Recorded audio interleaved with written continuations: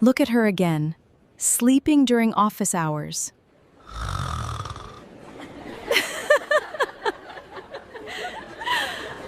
That morning, laughter echoed across the office, not because someone had told a joke, not because something funny had happened. The laughter was directed at one person, Grace. Once again, she had fallen asleep at her desk, her head resting on her folded arms while exhaustion completely took over her body. Several employees gathered around her workstation. Some shook their heads, others laughed openly. Then came Amara, the woman everyone believed was Grace's closest friend. A smile slowly appeared on her face, not a kind smile, not a concerned smile, but the smile of someone who had been waiting for this exact moment. She quietly pulled out her phone, pressed record, and began filming Grace. The sleeping woman had no idea that her humiliation was about to become public. "Look at her again, sleeping during office hours," Amara whispered loudly enough for everyone nearby to hear. The workers laughed even harder. Some began making cruel comments, while others moved closer so they could appear in the video. Within minutes, Amara uploaded the footage to the company's group chat. The reaction was immediate. Comments flooded in. The mockery spread across the office like wildfire. Somewhere inside the building, Grace's future seemed to be collapsing before her eyes, but nobody knew the truth. Nobody knew why she was always tired. Nobody knew the sacrifices she made every single night, and nobody knew that before this day ended, the same people laughing at her would witness something that would leave them completely speechless forever. Before we continue, kindly subscribe to the channel, like this video, and turn on notifications to support our mission of bringing you powerful and inspiring stories. Now let's begin. Years earlier, Grace was born into what seemed like a happy and loving family. Her father and mother were legally married, and in those early years, their home was filled with laughter, peace, and hope for the future. Grace grew up believing that nothing could ever separate her family. When her younger sister was born a few years later, the joy in the house only increased. Her mother loved both daughters deeply, and their father appeared proud of them. For a while, life remained beautiful. But as the years passed, certain voices began creeping into their home. At family gatherings, relatives would smile at first, then ask questions that carried hidden poison. "So, when are you giving us a son?" one aunt would ask. Another would laugh and say, "Two daughters are nice, but who will carry the family name?" Sometimes, an uncle would shake his head and tell Grace's father, "A man without a son is building for another family." At first, Grace's father would laugh and ignore them. "My children are my children," he would reply. But the questions never stopped. Every celebration became another opportunity for criticism. Every visit from relatives became another lecture. Slowly, the pressure began to change him. Grace often saw her mother sitting quietly after family gatherings, her eyes filled with sadness. One evening, Grace overheard her parents talking after they thought the children were asleep. "What do they want me to do?" her mother asked softly, her voice trembling. "Did I choose the children God gave us?" Her father remained silent for a long moment before replying. "You know how my family thinks." "And what about how you think?" her mother asked. "Are our daughters not enough?" Her father did not answer immediately. The silence that followed frightened Grace more than any argument. As months turned into years, the insults grew worse. Some relatives stopped hiding their opinions. They openly blamed Grace's mother for not having a son. Whenever Grace saw her mother wipe away tears in secret, her young heart broke. She did not fully understand what was happening, but she knew her mother was hurting. Then, one morning, everything changed. Grace still remembered that day as clearly as if it had happened yesterday. The atmosphere in the house felt strange. Her father looked distant. Her mother looked worried. There was a suitcase near the door. Grace watched as her parents stood facing each other in silence. Finally, her mother spoke. "Are you really doing this?" she asked, tears filling her eyes. Her father's face remained cold. "I have made my decision." "What about your daughters?" she cried. "What about this family?" He looked away. "I need a son." Those 4 words struck her mother like a physical blow. Little Grace stood frozen in a corner, unable to understand why her father was saying such things. Her younger sister clung to her mother's wrapper, confused and frightened. "So after everything, you are throwing us away because we are not sons?" her mother asked. Her father said nothing. The silence was answer enough. Then he picked up his bag and walked toward the door. "Daddy," little Grace called out, her voice shaking. He paused briefly but never turned around. "Daddy, where are you going?" Tears filled her eyes as she ran toward him. "Daddy, please don't go." But he walked out without answering. The door closed behind him, and with that sound, the family Grace had always known shattered into pieces. The house suddenly felt empty. Her mother's quiet sobs filled the room. Her younger sister started crying because she saw everyone else crying. Grace stood there in shock, staring at the closed door, waiting for her father to come back. But he never did. Days later, they learned that he had married another woman, a woman he believed would give him the son he desperately wanted. From that moment forward, life became a daily struggle.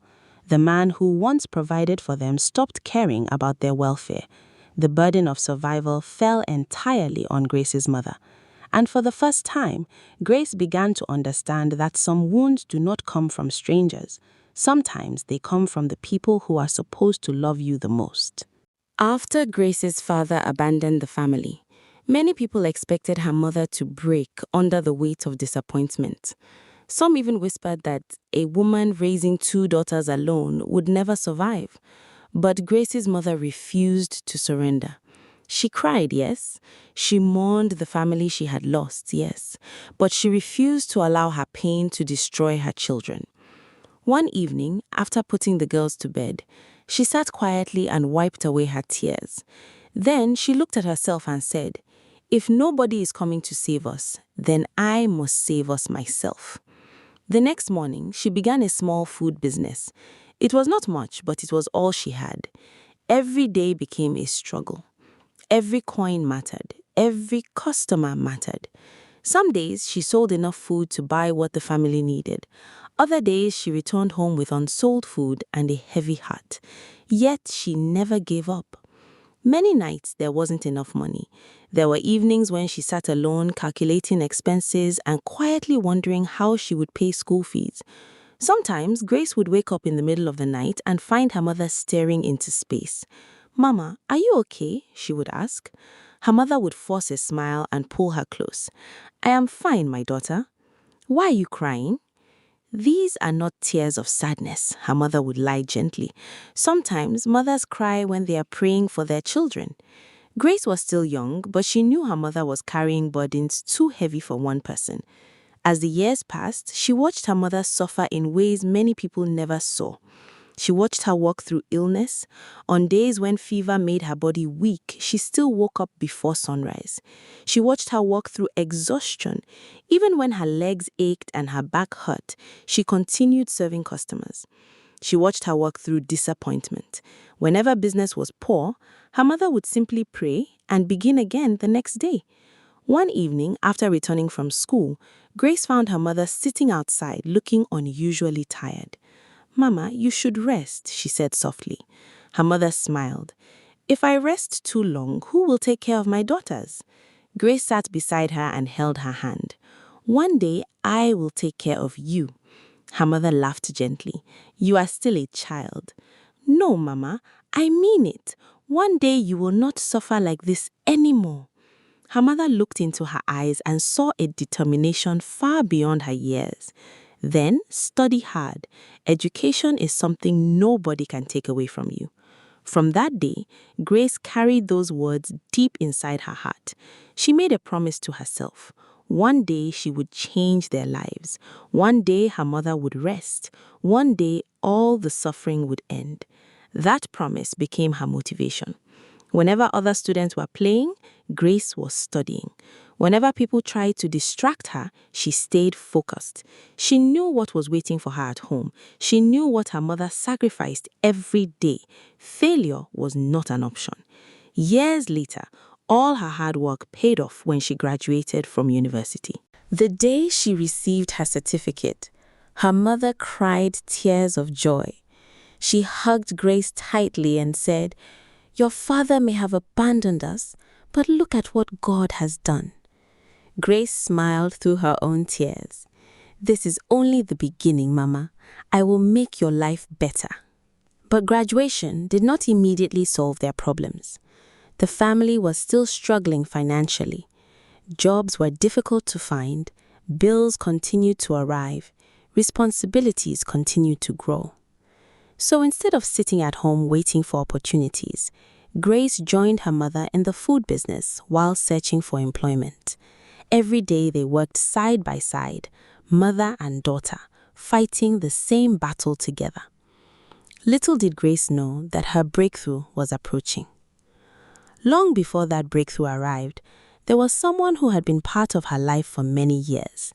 Her name was Amara. The two girls had grown up together. People often believed they were sisters because they were almost always together. Grace certainly saw Amara as family. She trusted her completely, shared everything with her, helped her whenever she could. Grace's mother loved Amara too. Whenever Amara visited, she was welcomed warmly. Sometimes Grace's mother would even tell people, "I have 3 daughters, not 2. Grace never imagined there could be anything wrong between them. But while Grace saw friendship, Amara saw competition. Deep inside, Amara envied everything about Grace. She envied her intelligence, she envied her beauty, she envied her kindness. She envied how people naturally respected and liked her. Every achievement Grace celebrated felt like a painful reminder of what Amara believed she lacked. Yet Grace never noticed any of this. Whenever she succeeded, she shared her happiness with Amara. Whenever Amara needed help, Grace offered it freely. She loved her friend sincerely, never realizing that jealousy was slowly poisoning Amara's heart. Then one day, everything seemed to change for the better. Grace heard about a job opening. Her excitement was immediate. The first person she thought about was Amara. She quickly called her. "Amara, I just heard about an opportunity." "What opportunity?" Amara asked. "A job opening. If we prepare well, we can both get in." "Really?" "Yes, let's study together." And so they did. Day after day, they prepared side by side. They encouraged each other, supported each other. Finally, the interview day arrived. Weeks later, the results came out. Both women had been hired. Grace screamed with joy the moment she received the news. She called Amara immediately. "We did it!" she shouted excitedly. "Can you believe it?" "Yes," Amara replied with a forced laugh. "We did it." Grace was overjoyed. She believed their lives were finally changing for the better. She believed she and her closest friend would begin a beautiful new chapter together. But while Grace celebrated with gratitude and hope, Amara smiled on the outside and hid her true feelings inside, because instead of disappearing, her jealousy had only grown stronger than ever. Getting the job felt like the answer to years of prayers. The day Grace received her employment letter, she ran home with tears of joy in her eyes. Her mother hugged her tightly and thanked God over and over again. "Our suffering is finally coming to an end," her mother said. Grace smiled and held her mother's hands. "Not immediately, Mama, but I promise you, things will get better. Soon you will not have to work this hard anymore." But life had a way of testing people before blessing them fully. Although Grace now had a job, her salary had not started coming in. The family still depended on the small food business to survive. So every evening after work, while many of her colleagues were resting, watching television or spending time with friends, Grace was heading straight home to begin another shift of work. The moment she arrived, she would quickly change her clothes and join her mother. Together, they prepared ingredients, washed vegetables, measured spices, cooked large pots of food, packed orders, and organized supplies for the next day. Sometimes her younger sister helped too, but most of the burden rested on Grace and her mother.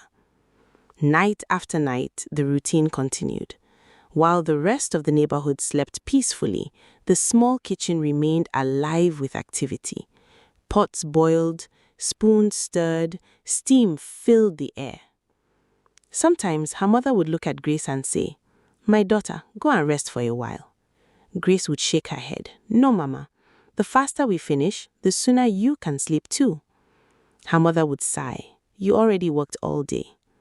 "And you worked all your life for us," Grace would reply with a smile. "Now it's my turn to help." Many times, they worked until their eyes became heavy from exhaustion.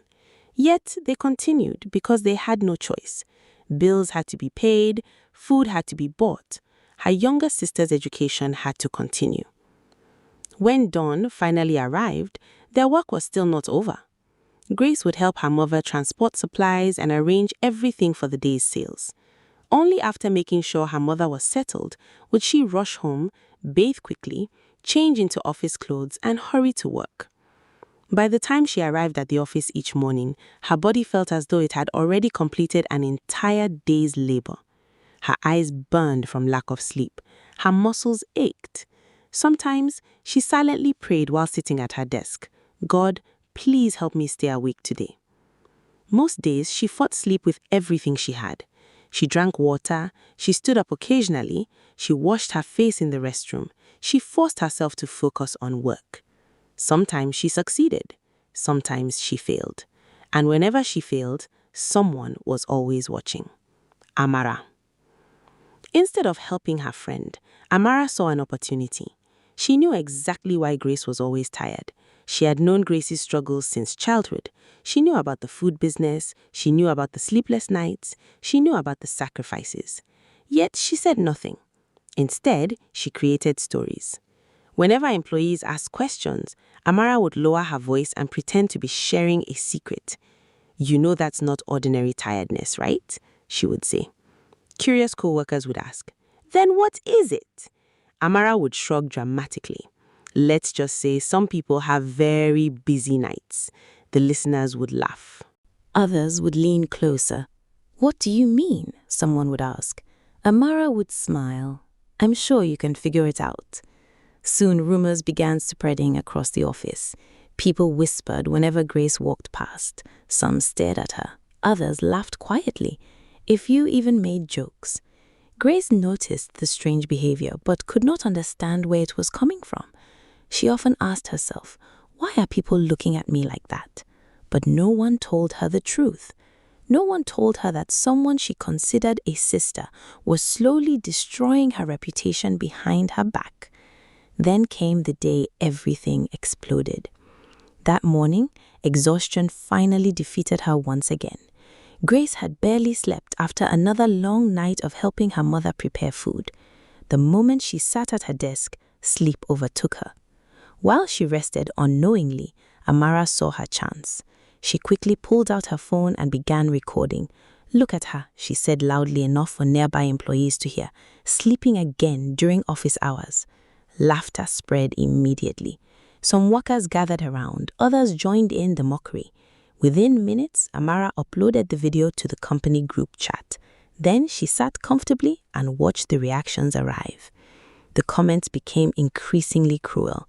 People mocked Grace openly. Some insulted her, others joked about her. The video spread so quickly that management soon became aware of it. Not long afterward, a message arrived. Grace had been summoned by the directors. The moment she read it, her heart nearly stopped. Fear rushed through her entire body. This job meant everything. It was the hope her family had been waiting for. Without it, all their sacrifices would feel wasted. Fighting back tears, she stood from her desk and walked toward Amara. Her voice trembled as she spoke. "Why would you do this?" Amara looked at her without a trace of guilt. "Do what?" she asked coldly. "You know exactly what you did," Grace replied quietly. "You know how important this job is to me." Amara laughed. Not the laughter of a friend, not the laughter of someone who cared. It was the laughter of someone enjoying another person's pain. Grace stared at her in disbelief. The cruelty in Amara's eyes felt like a knife cutting through years of friendship. Then Amara finally said what she had hidden in her heart for years. "You always think you're better than everyone." Grace blinked in shock. "What?" "You heard me," Amara replied. "Always the smartest, always the favorite, always the one people admire." Grace shook her head slowly. "Amara, I never." But Amara interrupted her. "Save it, and make sure you've cleared your desk." Grace felt her stomach tighten. "What do you mean?" Amara smiled smugly. "You're leaving today." For a moment, Grace could barely recognize the woman standing in front of her. This was someone she had loved like a sister, someone she had trusted, someone she had helped. Yet standing before her now was a complete stranger. The betrayal hurt far more than the public humiliation. But there was no time to cry, no time to argue, no time to process the pain. The meeting was waiting, and somewhere behind those closed doors, her future was about to be decided. With a heavy heart and trembling hands, Grace walked slowly toward the meeting room. Every step felt heavier than the last. Her mind was filled with fear. She kept wondering what she would tell her mother if she lost the job. She thought about the endless nights they spent cooking together. She thought about her younger sister's education. She thought about all the sacrifices they had made to reach this point. As she stood before the door, she took a deep breath and whispered a short prayer. "God, whatever happens today, please give me strength." Then she gently pushed the door open and stepped inside. Immediately, she froze. The directors were already seated around the large table. Their expressions were serious. But they were not alone. Sitting among them was someone she never expected to see. The CEO himself, the most powerful person in the company. Grace nearly lost her balance. Her heart began pounding so loudly she could almost hear it. She had seen the CEO before during company events, but never this close. Certainly not in a meeting called because of her misconduct. For a brief moment, she felt her knees weaken. "Good morning, sir," she said nervously. "Good morning," one of the directors replied. "Please have a seat." Grace sat down carefully. The atmosphere in the room was tense. Everyone seemed to be watching her. The silence alone was enough to make her uncomfortable. Then the questioning began. One of the directors adjusted his glasses and looked directly at her. "Grace, this is not the first time we have received complaints about you sleeping during work hours." Grace lowered her head immediately. "I am sorry, sir." Another director spoke. "Do you understand how serious this is?" "Yes, sir." "Why do you keep sleeping at work?" Grace swallowed hard. Tears were already forming in her eyes. "I am sorry, sir. It won't happen again." "That is not what we asked," another director said. "Why does it keep happening?" Grace felt ashamed. She accepted responsibility. She apologized repeatedly. She promised to improve. "Please give me another chance," she pleaded softly. "I know I have made mistakes. I promise I will do better." The directors exchanged glances. Then suddenly, something unexpected happened. The CEO, who had remained silent the entire time, raised his hand slightly. Immediately, the room became quiet. Every director turned toward him. Grace slowly lifted her eyes. The CEO leaned forward in his chair.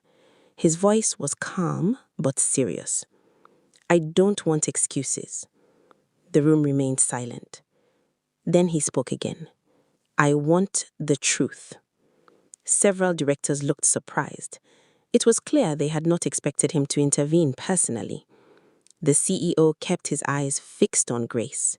"Young lady, look at me." Grace slowly raised her head. "Tell me the truth. Why do you keep falling asleep during work hours? Grace hesitated. For years, she had learned to carry her burdens quietly. She never liked talking about her struggles. But something in the CEO's voice made her feel safe enough to speak honestly. For the first time, she decided to tell the complete truth. Her voice trembled as she began. Sir, I don't sleep because I don't care about my job. Tears rolled down her cheeks. I sleep because I am tired. Nobody interrupted. Nobody moved. The room listened. Grace continued. She spoke about her father abandoning the family years earlier because her mother did not give birth to a son. She spoke about the pain that followed. She spoke about watching her mother struggle to raise 2 daughters alone. Then she talked about the small food business. Every evening after work, I go home and help my mother prepare food, she explained. We cook through the night. We prepare ingredients, we pack orders, we organize supplies. Her voice broke. Sometimes we barely sleep. One director frowned. Every night? Grace nodded. Almost every night, sir. Another director asked quietly, why don't you hire workers? Grace gave a sad smile. Because we cannot afford workers. The room fell silent again. She continued speaking. She told them how her mother worked through sickness and exhaustion. She described the endless sacrifices her mother had made for her and her younger sister. Then she wiped away tears and said something that touched everyone present. My dream was to keep this job long enough to help my mother rest. She has suffered all her life for us. I promised myself that one day she would no longer have to struggle like this. Her voice cracked completely. That is why I work at night. That is why I come here tired. I never wanted to disrespect this company. I was simply trying to help my family survive. By the time she finished speaking, tears were flowing freely down her face. The room became completely silent. Some directors looked emotional. One of them quietly removed his glasses and rubbed his eyes. Another simply stared at the table. Nobody seemed prepared for the story they had just heard. For several seconds, nobody said a single word. Then the CEO slowly reached for his phone. Without explaining anything, he made a series of calls. He spoke calmly and gave instructions to security personnel. Grace listened nervously but could not hear every detail. Then she realized what was happening. The CEO was verifying her story. Security officers were dispatched to the location she had mentioned. They were instructed to confirm whether her mother truly operated the food business she described. As soon as the calls ended, another period of silence began. Minutes felt like hours. Nobody spoke. Nobody moved. Grace sat nervously in her chair. Her hands were shaking. She knew she had told the truth, but she was still afraid. Across the room, the directors waited patiently. The CEO remained calm and expressionless. The clock on the wall seemed louder than ever. Tick, tick, tick. Finally, a phone rang. Every head turned instantly toward the CEO.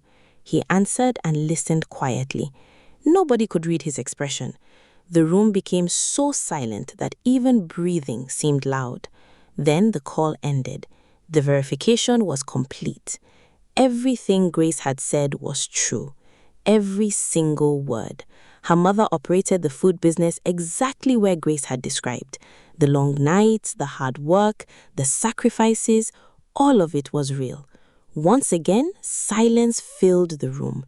But this time, it was a different kind of silence. It was the silence of people whose hearts had just been changed by the truth. And what happened next would leave everyone in that room completely stunned. The silence in the meeting room continued for a few seconds after the CEO ended the call. Then, slowly, he stood up from his seat. Every eye in the room followed him. Grace's heart pounded nervously. She still believed she was about to lose everything. The CEO looked directly at her and spoke calmly. Grace, this company does not punish people for being hardworking. It rewards them. Grace blinked in confusion. She wasn't sure she had heard him correctly. Then the CEO continued, "Effective immediately, you are being promoted." The room erupted with surprise. Several directors looked at one another in disbelief. Before Grace could even react, the CEO continued speaking. "You will receive a company house, a company vehicle, a substantial allowance, additional benefits, and greater responsibilities." Grace felt as if the room was spinning. For a moment, she thought she was dreaming. Just minutes earlier, she had been preparing herself for dismissal. Now she was hearing words she never imagined possible. Tears immediately streamed down her face. Unable to control her emotions, she fell to her knees. "Thank you, sir," she cried. "Thank you so much." She lifted her eyes toward heaven. "Thank you, God. Thank you." The directors began applauding. Many of them had always admired Grace's work ethic and dedication. They knew she was one of the company's best employees. Now her years of sacrifice were finally being rewarded. The CEO smiled gently. "Stand up, Grace. You've earned this." Meanwhile, outside the meeting room, news of the promotion spread quickly through the office. And when Amara heard what had happened, she sat frozen in shock. The very trap she had designed to destroy Grace had become the doorway to Grace's greatest breakthrough. She could hardly believe it. In the days that followed, Amara repeatedly tried to reconnect. She approached Grace during lunch breaks. She greeted her warmly in the hallways. She tried to act as though nothing had happened. One afternoon, she finally said, "Grace, I think we should move past everything and be friends again." Grace looked at her quietly for a moment. There was no anger in her eyes, no bitterness, no desire for revenge, only wisdom. "Amara," she said gently, "I have forgiven you." Relief immediately appeared on Amara's face. But Grace continued, "Forgiveness and trust are not always the same thing." The smile slowly disappeared from Amara's face. Grace remained calm and respectful. "You are like a sister to me.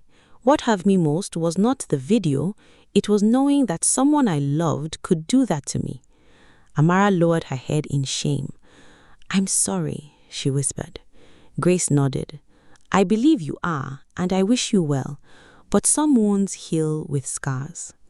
From that day forward, Grace remained polite, professional, and respectful, but she kept her distance. The friendship was over. Not because she hated Amara, but because she had learned an important lesson. Trust, once broken, cannot simply be rebuilt with words. And sometimes the greatest form of peace is creating healthy boundaries and moving forward with wisdom. When Grace returned home that evening and told her mother everything that had happened, the older woman could not hold back her tears. She sat down slowly and covered her face as tears rolled freely down her cheeks. For several moments, she could not even speak. All the years of suffering, all the sleepless nights, all the sacrifices she had made for her daughters came rushing back at once. Then she lifted her eyes toward heaven and said repeatedly, "Thank you, God. Thank you, God. You have remembered us at last." Grace knelt beside her mother and held her hands. Both women cried together, not because of pain this time, but because of relief. After a while, her mother gently wiped her tears and looked at Grace. "My daughter, there is something I want you to remember." Grace nodded. "What is it, Mama?" Her mother sighed softly. "Forgive Amara." Grace was silent. "Forgive her," her mother repeated. "Do not carry hatred in your heart. God has already fought this battle for you." Then she added wisely, "But keep your distance. Not everyone who grows up with you is meant to continue the journey with you." Grace nodded slowly. "I understand, Mama." As the months passed, life transformed completely. The CEO kept his promise. He became more than a boss to Grace. He became a mentor. Sometimes he would call her into his office simply to advise her. "You have a gift," he once told her. "Never allow success to change your character." Grace listened carefully and continued working hard. Soon she began traveling for important business meetings and company negotiations. Everywhere she went, she delivered outstanding results. Deal after deal was successfully completed. Project after project exceeded expectations. Her reputation continued growing within the company. Promotions followed, more opportunities came, more responsibilities arrived, and Grace handled them all with humility and excellence. Yet despite her success, she never forgot the promise she made to her mother years earlier. One afternoon, she drove her mother to a large building. Her mother looked around in confusion. "Why are we here?" Grace smiled. "Come inside, Mama." When they entered, her mother noticed a fully furnished eatery with modern equipment and plenty of space. She turned toward Grace in surprise. "Whose place is this?" Tears filled Grace's eyes. "Yours, Mama." The older woman froze. "Mine?" Grace nodded. "You worked your whole life for us. Now it is my turn to take care of you." Her mother burst into tears. Soon, workers were hired, the business expanded, customers increased. For the first time in many years, Grace's mother no longer had to wake up in the middle of every night to struggle alone. She could finally rest. Meanwhile, Grace's younger sister completed her university education successfully. Proud of the family business, she decided to join her mother and help manage the growing enterprise. Slowly, the family that had once struggled to survive found stability, happiness, and peace. For the first time in many years, there was laughter without fear. There was food without worry. There was hope without uncertainty. Their years of suffering seemed like a distant memory. Then, years later, news of their success reached someone they had not heard from in a very long time: Grace's father. People told him how successful his daughters had become. They told him about Grace's achievements. They told him about the thriving business. They told him about the respect the family now enjoyed. At the same time, the sons he had abandoned them to pursue had become a source of constant disappointment. They were irresponsible, difficult, troubled. The future he had imagined never arrived. Regret slowly consumed him. Many nights he sat alone thinking about the family he had abandoned. Eventually, unable to carry the guilt any longer, he decided to return. The man who arrived at their door years later looked very different from the man who had walked away. He was older, weaker, humbled by life. When Grace opened the door and saw him standing there, she barely recognized him. Her mother and sister soon joined her. For a moment, nobody spoke. Then tears filled the old man's eyes. "I have come to apologize," he said quietly. His voice trembled with emotion. "I made terrible mistakes." He turned toward his former wife. "Please forgive me." Then he looked at Grace and her sister.